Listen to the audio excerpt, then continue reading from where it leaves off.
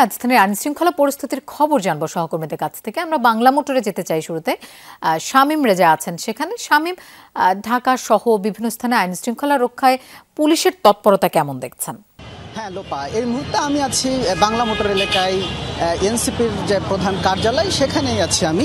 তবে এই মুহূর্তে পুরো এলাকাটাই দেখছেন যে অন্যান্য দিনের তুলনায় আসলে এখানে পুলিশের অবস্থান অনেক বেশি এবং আইন শৃঙ্খলা বাহিনীর সদস্য সংখ্যা অন্যান্য দিনের তুলনায় আসলে বেশ বাড়ানো হয়েছে। এবং দেখতেই পাচ্ছেন যে এই মুহূর্তে এখানে আইন শৃঙ্খলা বাহিনীর সদস্য, আইন শৃঙ্খলা বাহিনীর গাড়ি সব কিছু মিলিয়েই এখানে আইন শৃঙ্খলা বাহিনীর কঠোর একটা অবস্থান দেখতেই পাচ্ছেন। এবং আমরা কিছুক্ষণ আগেও আসলে দেখছিলাম যে বিশেষ করে প্রাইভেট কার এবং মোটর সাইকেলগুলো ধরে ধরে আসলে আইন শৃঙ্খলা বাহিনীর সদস্যরা চেক করছিলেন যে এসব গাড়ি থেকে আসলে কোনোভাবে নাশকতার পরিবেশ তৈরি করা না হয়। এজন্য তারা সেই সন্ধ্যার পর থেকেই আসলে চেষ্টা করে যাচ্ছেন। এবং আমরা বেশ কয়েকজন কর্মকর্তার সাথেও কথা বলেছি এখানে এসে। তারাও বলছিলেন যে গত কয়েকদিন ধরে আসলে রাজধানী সহ দেশের বিভিন্ন স্থানে যে ককটেল থেকে শুরু করে নাশকতার কাজে ব্যবহৃত যানবাহনে আগুন দেওয়া, এরকম ধরনের পরিস্থিতি যাতে আর তৈরি না হয় সেজন্য তারা বেশ তৎপর রয়েছেন।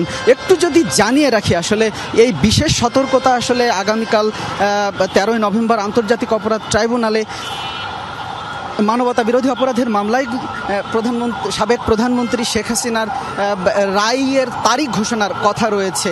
এবং সেই রায়কে কেন্দ্র করেই আসলে আওয়ামী লীগ ঢাকা লকডাউন কর্মসূচি ঘোষণা করেছে।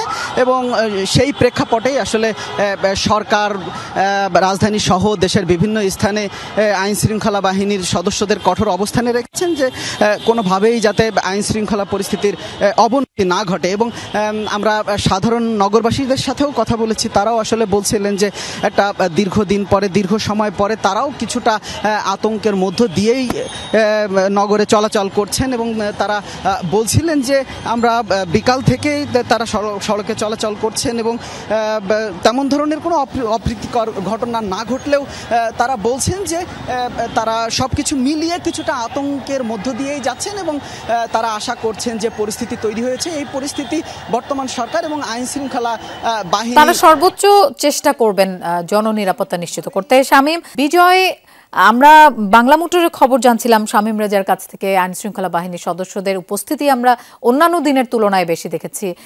আপনার পেছনেও আমরা দেখতে পাচ্ছি আইন শৃঙ্খলা বাহিনীর সদস্যদের। কি মনে হচ্ছে তাদের সাথে কথা বলে তারা কতটা প্রস্তুতি নিয়েছেন?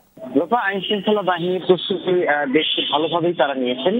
তবে আমি ফার্মগেট এলাকায় যেখানে এখন আছি, এখানে কিন্তু একটি পুলিশের চেকপোস্ট বসানো হয়েছে। আমি একটু যেমনটি দেখতে পেয়েছি যে এখানে যে কয়টি আসলে সিএনজি বা মোটরসাইকেল বা সন্দেহভাজন যাদেরকে তাদের মনে হচ্ছে তাদের সবাইকে আসলে তল্লাশি করছে। কারণ আপনি জানেন যে আগামীকাল থেকে 13 নভেম্বর সাবেক প্রধানমন্ত্রী শেখ হাসিনার যে রায়ের কথা রয়েছে, সেই রায়কে কেন্দ্র করে কিন্তু আগামীকাল থেকে একটি লকডাউন কর্মসূচি দেওয়া হয়েছে। আমরা গত দুদিনই দেখতে পেয়েছি যে তাদের কিছু ককটেল বিস্ফোরণের ঘটনা ঘটেছে এবং কয়েকটি গাড়িতে কিন্তু আগুন দেওয়ার ঘটনা ঘটেছে। সেটিকে কেন্দ্র করে কিন্তু এই তল্লাশি বা একটি কঠোর নিরাপত্তা ব্যবস্থা নেওয়া হয়েছে। গতকালকে স্বরাষ্ট্র উপদেষ্টার একটি ব্রিফিংও আমরা তেমনটি জানতে পেরেছি যে তারা নিষিদ্ধ আওয়ামী লীগের সকল প্রকার কার্যক্রম বা যে কোনো ধরনের সন্ত্রাসী হামলা বা সহিংসতা থেকে তারা সম্পূর্ণ কঠোরভাবে দমন করবে, এমনটাই তারা আসলে জানিয়েছেন। এবং এছাড়াও যদি একটু বলি যে রাস্তার পাশে যত পেট্রোল বা অক্টেনের যে দোকানগুলো রয়েছে, খোলা দোকান, সেখানেও কিন্তু তারা আসলে তাদের সেই পেট্রোল বৃষ্টি বন্ধ করা হয়েছে। তো সবকিছু মিলিয়ে যদি বলি যে লোপা, আমি আরো বেশ কয়েকটি জায়গা ঘুরেছি। আমি মূলত টিএসসি, তারপরে ধানমন্ডি জিকাতলা শুরু করে ধানমন্ডি 27 নম্বর এবং সংসদ ভবন এরিয়াও ঘুরে এসেছি। সেখানে খুব একটা বেশি টহল টিম আমরা এখন পর্যন্ত আইন শৃঙ্খলা বাহিনীর উপস্থিতি দেখতে পাইনি। তবে যদি আমি বলে থাকি যে এই গুরুত্বপূর্ণ পয়েন্টগুলোর মধ্যে ফার্মগেট এলাকা এবং বাংলা মোটর। বুঝতে পেরেছি বিজয়, আপনাকে ধন্যবাদ আমাদের সাথে যোগ দেওয়ার জন্য।